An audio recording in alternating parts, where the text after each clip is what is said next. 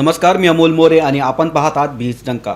अर्थविश्वातील प्रत्येक मोठी घडामोड, शेअर बाजारातील चढउतार, कमोडिटी बाजारातील हालचाली, बँकिंग, उद्योग आणि जागतिक अर्थकारणाचा तुमच्या खिशावर होणारा थेट परिणाम याचं नेमकं आणि विश्वासार्ह विश्लेषण घेऊन आम्ही पुन्हा एकदा हजर झालो आहोत पैसापुरांमध्ये. आजच्या बुलेटिनमध्ये आपण पाहूया देशातील वाढती घाऊक महागाई, एआयच्या शर्यतीत IBMला बसलेला मोठा धक्का, कमोडिटी बाजारातील हालचाली, रशियन तेलावरील अमेरिकेच्या सुधारित निर्बंधामुळे भारताला मिळालेला दिलासा आणि IDBI बँकेच्या खाजगीकरण प्रक्रियेतील निर्णायक टप्पा.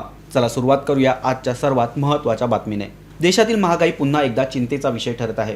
वाणिज्य आणि उद्योग मंत्रालयाने जाहीर केलेल्या आकडेवारीनुसार जून 2024 मध्ये घाऊक किंमत निर्देशांक अर्थात WPI आधारित महागाईचा दर हा 9.87% पोहोचला आहे. मे महिन्यात हा दर 9.67% इतका होता. विशेष म्हणजे सलग 9व्या महिन्यात घाऊक महागाई वाढ ही नोंदवली गेली असून हा गेल्या 2.5 वर्षातील सर्वोच्च स्तर मानला जातो.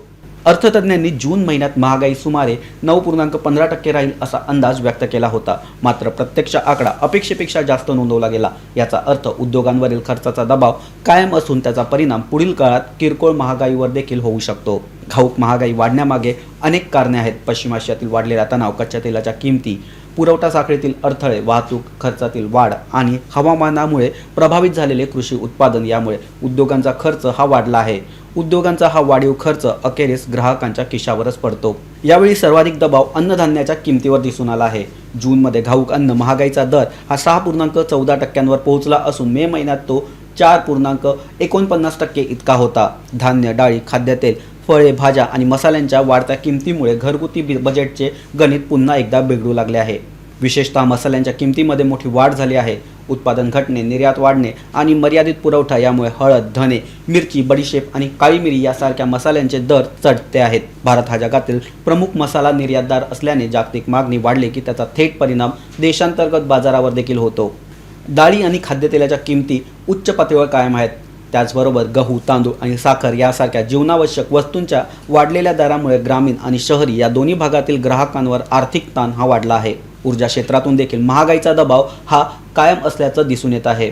जूनमध्ये इंधन आणि वीज गटातील महागाई 27.41% इतकी नोंदवली गेली. मेच्या तुलनेत वाढीचा वेग काहीसा कमी झाला असला तरी इंधन महाग असल्याने उद्योग, वाहतूक आणि उत्पादन खर्च अजून देखील वाढलेलाच आहे.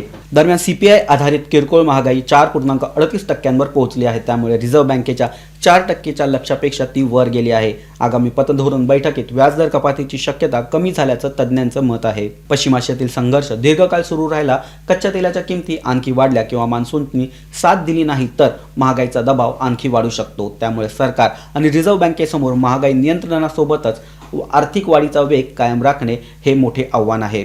महागाईच्या या वाढत्या दबावानंतर आता वळूया तंत्रज्ञान क्षेत्रातील एका मोठ्या धक्क्याकडे.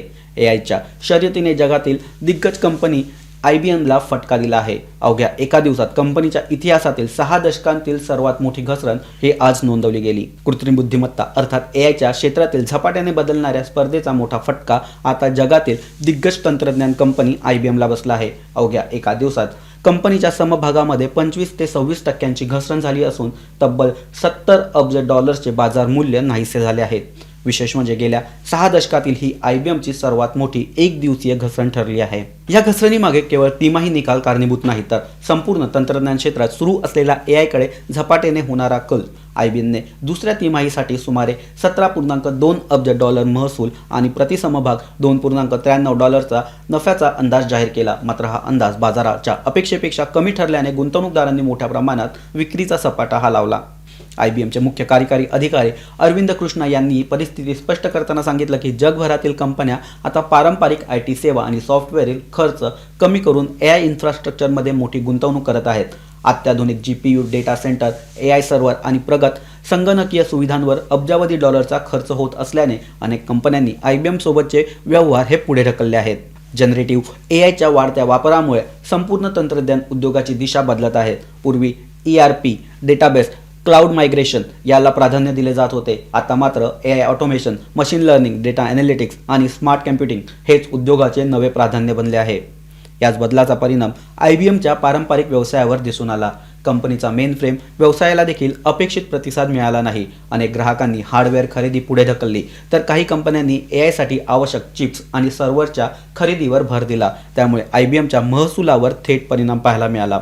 या घडामोडींचे पडसाद केवळ अमेरिकेतच नाही तर भारतात देखील उमटले, कारण भारतीय IT उद्योगाचा मोठा महसूल अमेरिकन कंपन्यांकडून येतो. परिणामी TCS, इन्फोसिस, विप्रो, HCL टेक महिंद्रा अशा प्रमुख IT कंपन्यांच्या समभागामध्ये अस्थिरता वाढल्याचं दिसून आलं.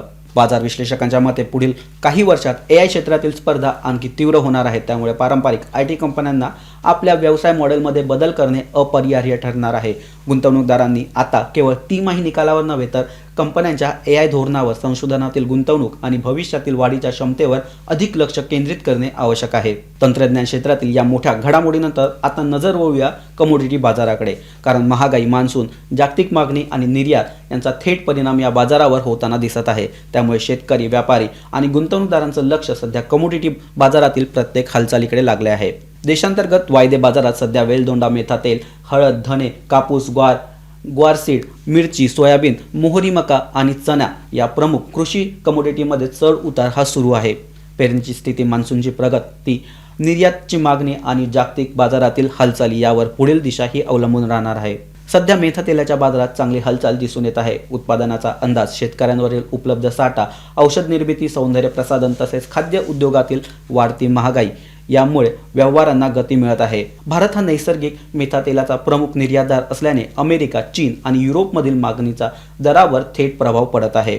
वेलदोडा बाजारात केवळ केरळ आणि कर्नाटक उत्पादनावर सर्वांचं लक्ष आहे. पावसाचं प्रमाण, पिकाची गुणवत्ता आणि निर्यात ऑर्डर्स यावर भावाची दिशा ठरणार आहे. विशेषतः पश्चिम आशियातील आणि युरोपमधील वाढती मागणी भारतीय वेलदोड्याला आधार देत आहे.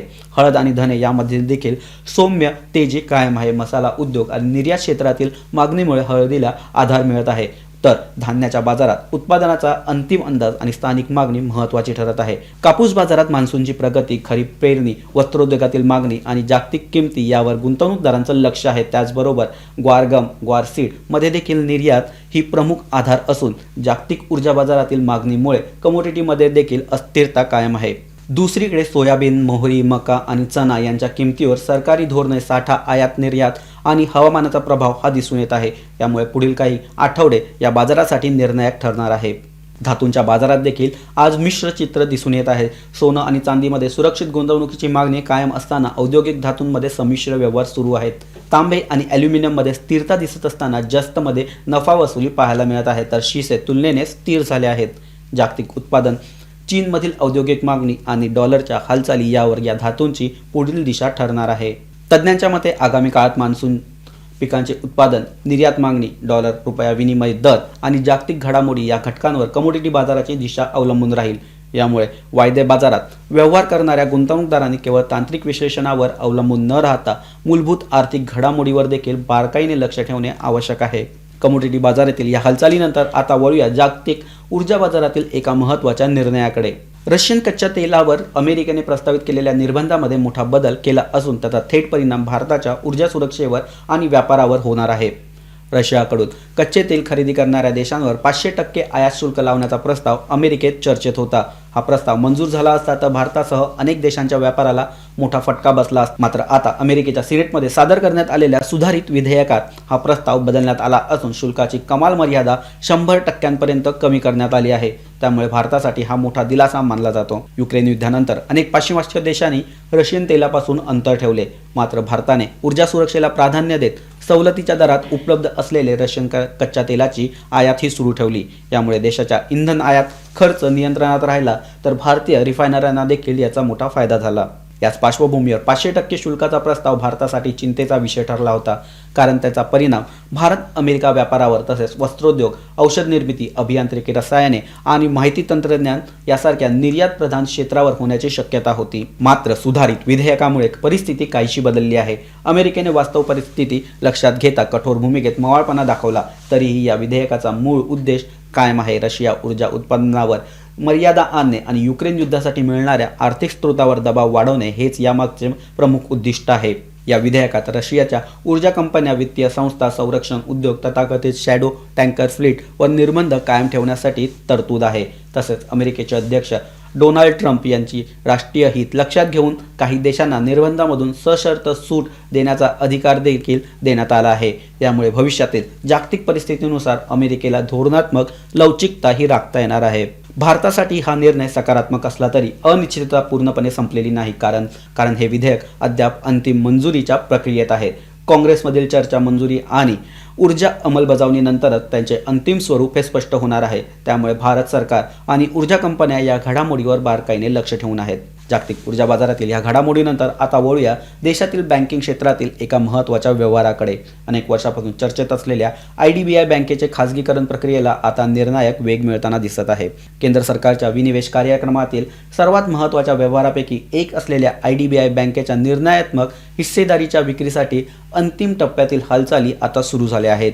सरकार आणि LIC यांच्या संयुक्त मालकीतील हिस्सा खरेदी करण्यासाठी कॅनडा स्थित फेअरफॅक्स फायनान्शियल होल्डिंग्स आणि दुबई स्थित एमिरेट्स NBD यांनी सुधारित अंतिम आर्थिक बोली सादर केली। त्यामुळे अनेक महिन्यांपासून रखडलेली प्रक्रिया आता निर्णायक टप्प्यात पोहोचली आहे। यापूर्वी प्राप्त झालेल्या आर्थिक बोली सरकारच्या अपेक्षित मूल्यांकनापेक्षा कमी असल्याने व्यवहार पुढे सरकला नव्हता। त्यानंतर संभाव्य गुंतवणूकदारांशी चर्चा झाल्यानंतर चर्चेनंतर सुधारित बोली या मागवण्यात आल्या। आता या प्रस्तावाचे मूल्यमापन सुरू असून पुढील काही आठवड्यात अंतिम निर्णय होण्याची शक्यता व्यक्त केली जाते।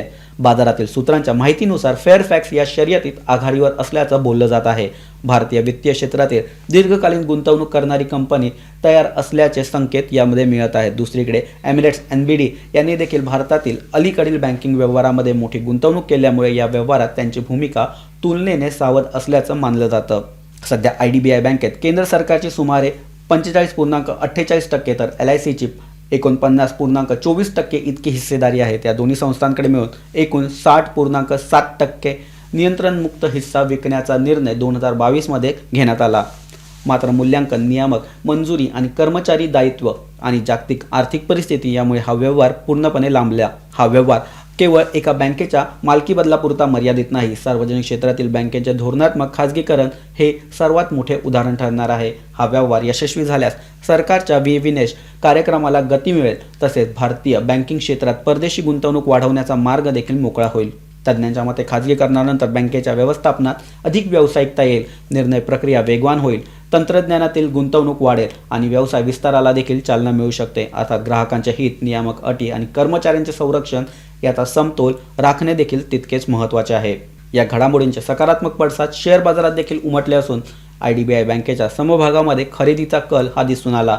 अंतिम व्यवहार पूर्ण झाल्यानंतर भारतीय बँकिंग क्षेत्रात आणखी एक मोठा बदल पाहण्याची शक्यता व्यक्त केली जात आहे। एकूणच आजच्या पैसापुरांमध्ये आपण पाहिलं की घाऊक महागाईने पुन्हा एकदा चिंता वाढवली आहे। AIच्या शर्यतीत IBM सारख्या दिग्गज कंपनीला देखील मोठा धक्का बसला आहे। कमोडिटी बाजारात मान्सून आणि जागतिक मागणीचा प्रभाव कायम आहे। रशियन तेलावरील अमेरिकेच्या सुधारित भूमिकेमुळे भारताला दिलासा मिळाला आहे आणि IDBI बँकेच्या खाजगीकरण प्रक्रियेने निर्णायक वळण घेतले आहे। याच महत्त्वाच्या आर्थिक घडामोडींवर आम्ही पुढेही तुमच्यासाठी सखोल आणि विश्वासार्ह विश्लेषण घेऊन येत राहू। आजच्या बिझनेस बुलेटिनमध्ये इतकेच। व्हिडिओ आवडला तर लाईक करा, शेअर करा आणि बीज डंका चॅनलला सबस्क्राईब करायला विसरू नका। पुन्हा भेटूया अर्थविश्वातील नव्या आणि महत्त्वाच्या घडामोडीसह। तोपर्यंत नमस्कार, धन्यवाद।